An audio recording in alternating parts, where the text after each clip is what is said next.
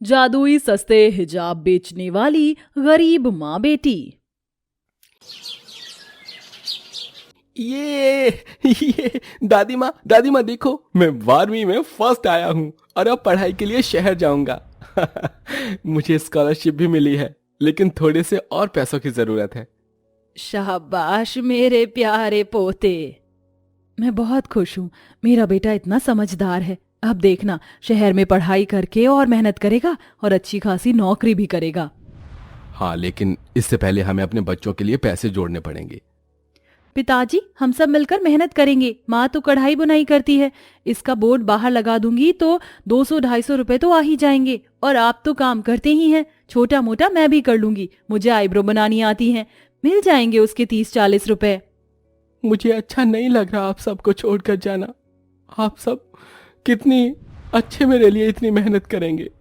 अरे तू उदास मत हो मेरे छोटे भाई, तू घर में सबसे छोटा है और हमारी उम्मीद है ताकि तू पढ़ लिख कर अच्छे मौका हासिल करे, हमारी तरह ऐसा काम ना करे। मैं बहुत मेहनत करूंगा मम्मी पापा, दादी और दीदी, मैं आपकी ख्वाहिश जरूर पूरी करूंगा। फिलहाल तू मन लगाकर आगे की पढ़ाई कर, हाँ? और अपना सारे जरूरी कागज और सामान रख ले, अगले हफ्ते जाना है ना तुझे? हाँ पापा। ये बोलते ही सब दाल रोटी एक साथ खा लेते हैं। अगले दिन से बूढ़ा मनोहर एक ठेले पर अनानास काट कर बेचने लगता है। अनानास ले लो, अनानास, ताजा ताजा खट्टा खट्टा चटाकेदार अनानास ले लो, अनानास मात्र 20 रुपए में, रसीले अनानास के टुकड़े 20 रुपए, 20 रुपए, 20 रुपए। इतनी देर से धूप में खड़ा होकर बेच रहा हूं, एक भी बोनी नहीं हुई। ऐसे कैसे मैं अपने बेटे के लिए पैसे जमा कर पाऊंगा? हे भगवान, मदद करो। तभी उसकी दुकान पर एक औरत आती है। बहुत देर से भूख लग रही है, आस पास और कुछ भी नहीं है। अंकल जी, जरा एक प्लेट देना इसकी, ये लीजिए पैसे। तभी उन पैसों को मनोहर माथे से लगाकर डिब्बे में रख देता है और अनानास काट कर दे देता है।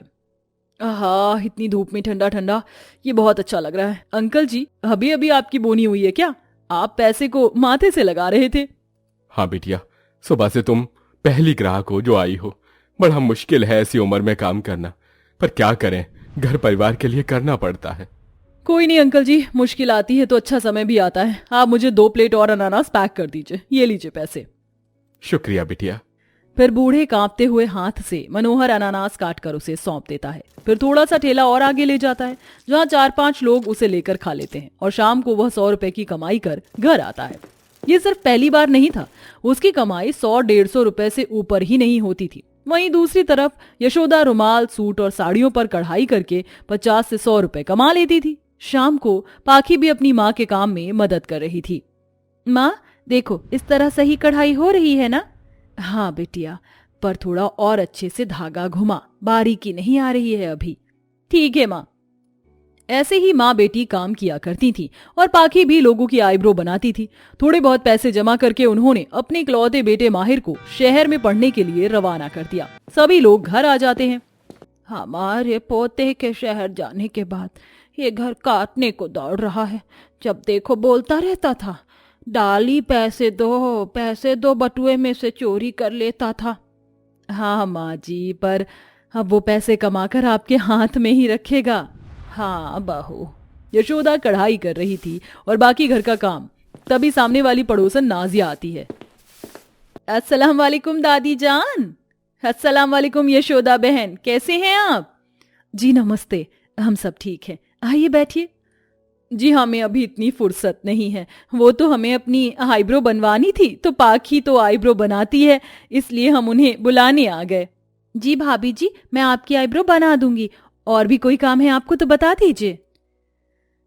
जी है, तो हमें फेशियल भी करवाना था, आता है आपको? जी जी आता है, बस फेशियल किट आप ले आना। ठीक है, तो चलो हमारे घर में, हमें शादी में जल्दी ही रवाना होना है। मेरे घर में दूसरे भाईजान की शादी है। जी जी माँ, मैं अभी सामने से आती हूँ। ठीक है बेटा। पाकी नाजिया के घर में जाकर उसकी आईब्रो बनाती है। आईब्रो बनाने के बाद उसकी नजर सुंदर से हिजाब पर पड़ती है। नाजिया भाभी, ये क्या है जिस पर डिजाइन बना हुआ है? इसे तो आप सर पर भी लगाती है ना? तुमने ठीक पहचाना, इसे हिजाब बोलते हैं, जिसे सिर पर पहना जाता है। अभी जब हम शादी से लौटेंगे रमजान के महीने में, तो हमें बहुत सारे हिजाब चाहिए, तो जामा मस्जिद से लेकर आएंगे। अरे भाभी, इसे इतनी दूर से लाने की क्या जरूरत है? हिजाब तो मुझे भी बनाने आते हैं और मैं तो बहुत सुंदर कढ़ाई करती हूँ।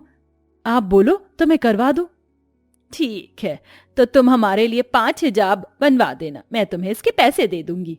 जी भाभी। फिर पाकी घर जाकर अपनी माँ को हिजाब बनाने की बात बताती है। माँ, मैं तो कह रही हूँ अगले महीने से रमजान में बहुत बिक्री हो जाएगी, तो क्यों ना हम हिजाब पर कढ़ाई करके उसे बेचें, भाई के लिए पैसे भी जमा हो जाएंगे। ठीक है, ऐसे ही करते हैं। अरे बच्चों, मैं भी तुम्हारी कुछ मदद करूं क्या? नहीं दादी, आप आराम करिए, माँ और मैं कर लेंगे। फिर दोनों माँ बेटी हिजाब बनाने लगती हैं। आसपास के मुस्लिम लोग उनसे खरीद लेते हैं, लेकिन बाकी लोग उनसे हिजाब नहीं खरीदते, तो वह एक रोड के किनारे बैठकर हिजाब बेचने लगते हैं। हिजाब ले लीजिए, हिजाब। आइए आइए, 200 रुपए का हिजाब लीजिए। बहुत देर हो जाती है, कोई भी उनसे हिजाब नहीं खरीदता है। पाखी बिटिया, कोई हमसे हिजाब नहीं खरीद रहा। ऐसा कर, तू 50 रुपए का रेट कर दे, 1-2 बिक जाएंगे, वरना आज खाली हाथ घर जाना पड़ेगा। घर में सब्जी भी तो नहीं है, फिर क्या बनाऊंगी आज मैं? ठीक है माँ, मैं 50 रुपए में ही बेच लेते हैं। 50 रुपए, 50 रुपए, आओ आओ, ले जाओ हिजाब। ओ सुनिए, जरा मुझे दे दीजिए एक, बड़ा अच्छा है, ये लीजिए पैसे। इतनी देर से एक हिजाब बिकता है, फिर दूसरी औरत जाकर कहती है, सुनिए, मुझे ये सारे हिजाब दे दीजिए, जिसका इतना बन रहा है ना, पैसे दे देती हूँ। जी, ये 340 रुपए का है, लीजिए। ठीक है। जैसे ही वो औरत सारे हिजाब लेकर जा रही होती है कि तभी, सुनिए, आप कौन हैं जो इतने सारे हिजाब खरीद कर हमारी मदद कर रही हैं? आप इतने सारे हिजाब का करेंगी क्या?